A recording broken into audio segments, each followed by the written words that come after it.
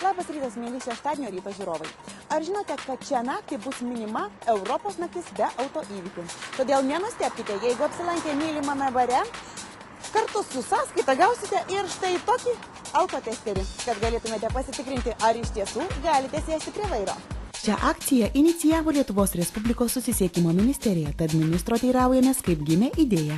Na, iš tiesų, prieš gal 5 metų pirmą kartą Belgijoje buvo tokia akcija įvykdoma ir iš tikrųjų per tos 5 metus daugelis Europos šalių nutarė vykdyti tą vadinamą naktį be Europos naktis be autoįvykių ir Lietuva irgi šiais metais įsijungė į šį judėjimą ir mes pirmą kartą darome ir kreipiamės į visus Lietuvoje veikiančius naktinius jaunimo, ne tik jaunimo, naktinius klubus ir džiaugiamės, kad sulaukiam tam tikrų atgarsių.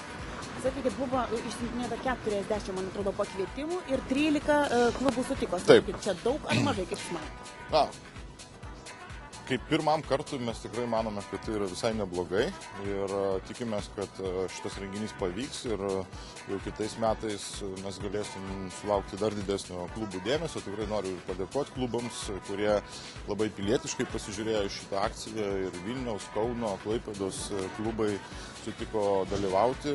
Tai yra didžiųjų miestų klubai, kur dažniausiai tos problemos, kada su alkoholiu padraugavus, paskui bandoma dar ir namo parvažiuoti, vairuojant, dažniausiai miestuose ir kyla. O dabar metas pasiteirauti praeivių gatvėse. Koks jų požiūris į vairavimą, pavyzdžiui, išgėrus bokalą alaus? Šeštadienio rytas. Ar išgėrusi, pavyzdžiui, bokalą alaus sėstumėte prie vairo?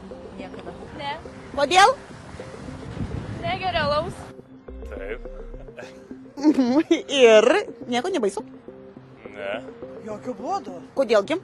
Nu, taigi galva sukasi. Ir bus promilės kažkokios ten.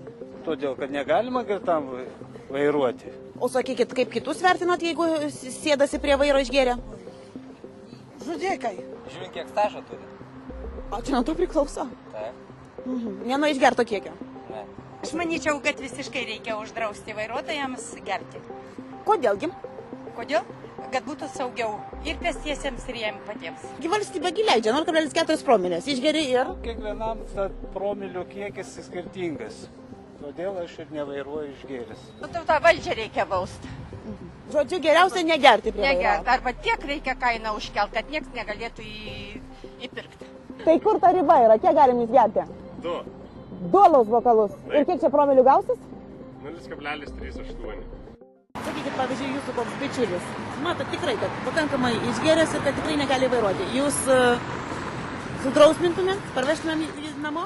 Na, pirmiausiai tai matyti dėl to, kad dabar čia kurį laiką jau dirbu susisiekimo ministru ir atsakau už saugų eismą, tai nėra net pasitaikę tokių atvejų, kad bičiulis prie mano akivaizdoje bandytų sėsti už vairo. Bijo. Išgėręs, bijo turbūt jo.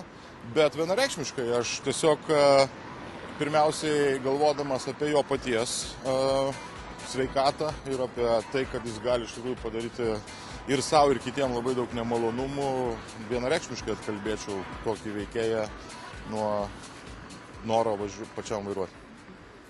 Ačiū. Nu, tvarkoj.